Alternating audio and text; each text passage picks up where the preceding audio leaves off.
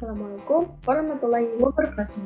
Halo adik-adik semua, bertemu kembali di pertemuan terakhir kita yaitu pertemuan kelima, di mana hari ini kita tidak akan membahas materi baru, melainkan kita akan membahas kembali tentang materi-materi dari pertemuan 1 sampai materi kelima.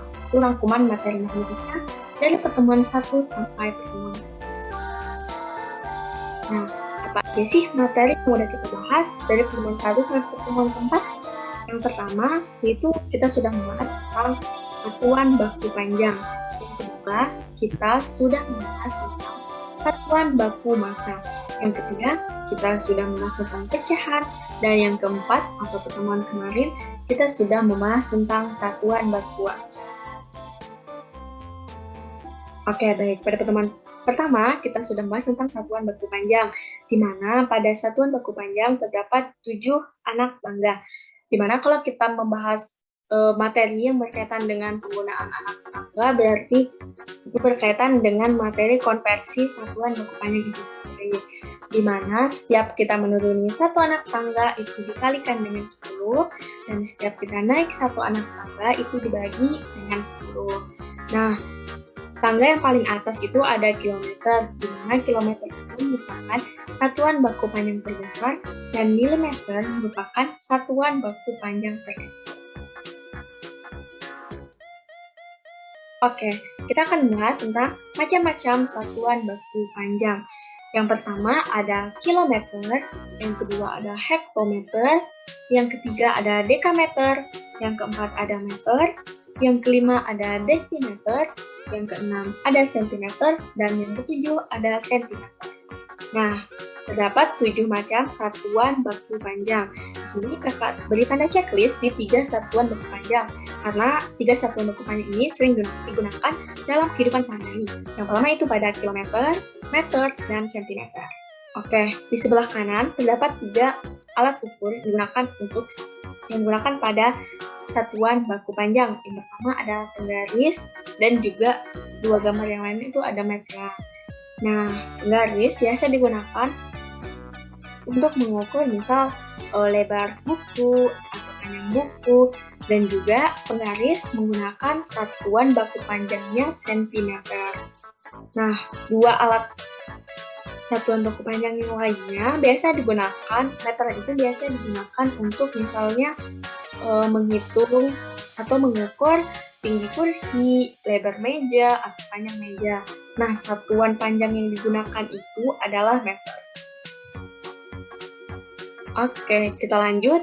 Di pertemuan kedua, kita sudah membahas tentang satuan baku massa. Nah, jadi sama seperti satuan baku panjang sebelumnya, di sini juga terdapat 7 anak tangga yang biasa digunakan untuk membahas materi tentang konversi satuan baku. Nah, di sini di tangga paling atas itu ada kilogram, di mana merupakan satuan baku massa terbesar, dan miligram merupakan satuan baku massa terkecil. Sama seperti satuan baku panjang, kalau kita membahas materi tentang konversi, maka ada ketentuan, yaitu setiap turun 1 tingkat atau 1 anak tangga dikalikan dengan 10. Apabila kita naik 1 tingkat atau menaiki 1 anak tangga, itu dibagi dengan 10. Oke, lanjut, yaitu macam-macam satuan baku massa. Yang pertama ada kilogram, yang kedua ada hektogram, yang ketiga ada dekagram, yang keempat ada gram, yang kelima ada desigram, yang keenam ada sentigram, dan yang ketujuh ada miligram. Nah, di sini ada 7 juga macam-macam satuan baku massa. Di sini ada 3 yang kakak kasih checklist karena biasa digunakan dalam kehidupan sehari-hari. Yang pertama yaitu ada kilogram, hektogram, dan gram. Oke, nah di sini di sebelah kanan juga ada alat ukur yang digunakan pada satuan baku massa. Ada timbangan untuk berat badan, timbangan untuk menimbang gula, gandum, dan lain sebagainya. Oke, lanjut pada pertemuan ketiga, kita juga sudah belajar tentang pecahan. Nah, contohnya itu pada gambar 1 itu ada gambar donat yang dibagi menjadi 2 bagian. Nah, jadi 1 dari 2 bagian itu sama dengan setengah. Dikatakan setengah karena tadi donatnya itu full satu, terus dipotong atau dibagi menjadi dua. Makanya satu dibagi menjadi dua itu sama dengan setengah. Nah, pada pecahan itu berlaku disebut setengah kalau dibagi sama rata. Itu baru dikatakan dengan pecahan. Walaupun satu donat itu dibagi dua, tapi ada yang satu besar, ada yang kecil, itu bukan 1/2. Makanya di dalam pecahan hasilnya itu harus dibagi sama rata atau sama besar. Oke, pada gambar berikutnya itu ada gambar agar-agar yang dipotong menjadi 3 bagian. Jadi, satu bagiannya itu sama dengan 1/3, di mana satu agar-agar itu dibagi menjadi 3 bagian. Berikutnya ada pizza yang dipotong atau dibagi menjadi 4 bagian. Jadi, tiap potongnya itu sama dengan 1/4 bagian pizza. Nah, di bawahnya itu gambar pizza juga, tapi baginya menjadi 6 bagian. Makanya satu bagian itu sama dengan 1/6. Satu potong itu sama dengan 1/6 bagian. Nah, seperti yang sudah kita lihat, gambar-gambar contoh pecahan dari 1/2, 1/3, 1/4, dan 1/6, semua potongannya itu rata, sama besar dibaginya, karena itu dia termasuk ke pecahan. Oke, lanjut. Pada pertemuan terakhir kemarin, kita sudah membahas tentang satuan baku waktu. Di mana satuan baku waktu itu terdapat 10 macam.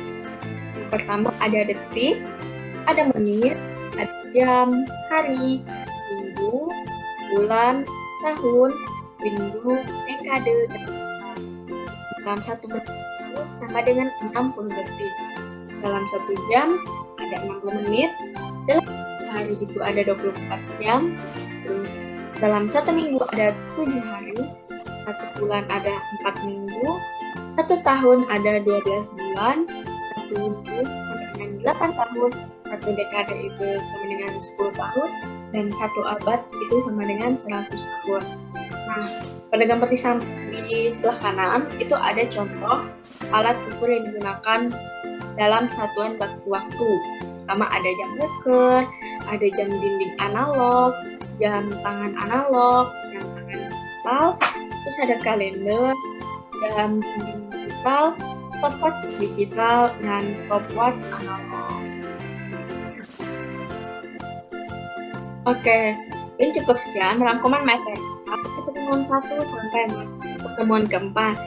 Dan dari adik-adik masih ada bingung, boleh dicatat dulu hal-hal apa saja yang masih dibingungkan atau pada bagian mana yang masih perlu penjelasan lebih lagi.